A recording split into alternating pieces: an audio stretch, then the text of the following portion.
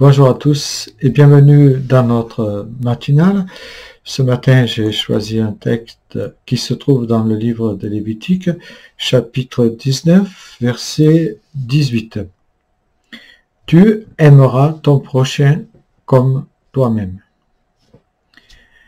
Voilà un texte bien intéressant, car il nous invite à aimer notre prochain, mais aussi, ce qui est plus surprenant, à nous aimer nous-mêmes.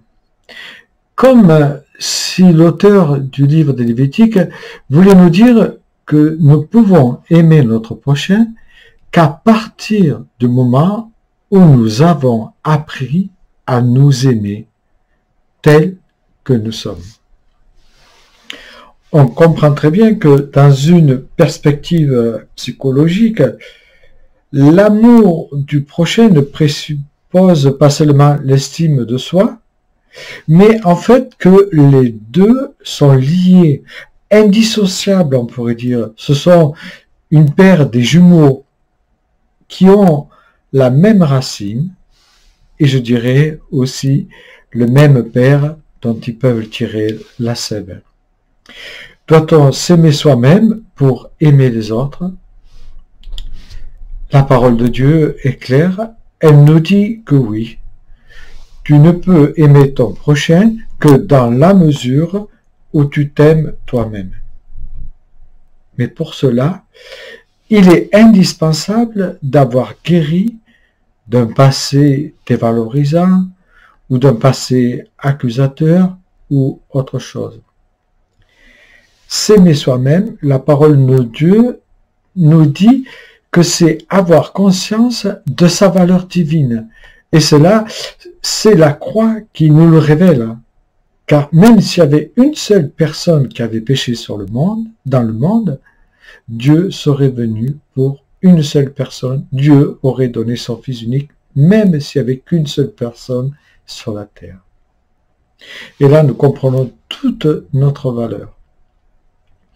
C'est, en fait, s'aimer, peu importe les circonstances, dans les bas de la vie comme dans les hauts.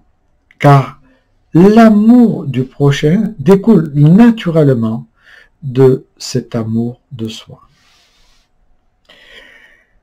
Pas facile de s'aimer suivant le passé, le vécu, l'arrière-plan que nous avons. Surtout si on a été cabossé par toutes sortes de maltraitances ou je ne sais quoi.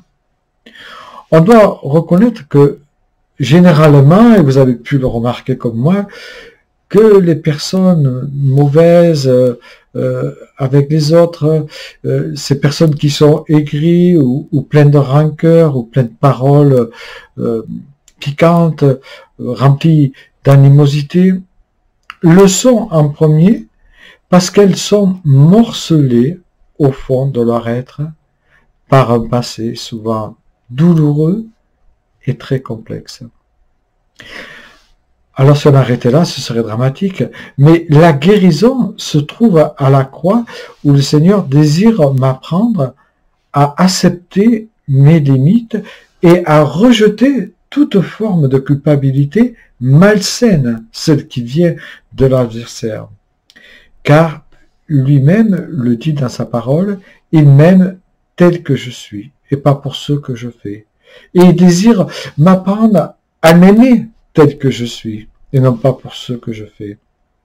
Pour qu'il puisse justement continuer son œuvre réparatrice à moi. Il est primordial que tu apprennes à demander au Seigneur de t'aimer pour pouvoir aimer ton prochain comme une personne et non comme un numéro. Car tous les êtres humains ont été créés par Dieu et ont la même valeur à ses yeux, quels que soient leurs horizons sociaux, culturels ou couleurs, etc. Dieu veut m'apprendre à m'aimer, car s'estimer soi-même, c'est être en paix avec soi et c'est la seule condition pour être en bonne entente avec les autres. Et tout cela dépend de ma relation que je peux avoir verticalement avec Dieu, cette relation verticale découlera surtout une relation horizontale avec l'homme. Si tu oses laisser le Seigneur prendre les rênes de ta vie, il t'apprendra vraiment à t'aimer, c'est-à-dire à t'accepter tel que tu es. Il exigera que tu prennes soin de toi, spirituellement et physiquement.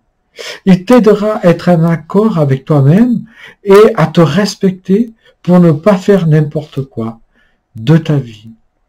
Il t'enseignera comme tu dois faire pour apprendre à te pardonner et à ne plus te dévaloriser, car il désire plus que tout au monde que tu trouves sa paix et son repos dont nous parle l'Épître aux Hébreux.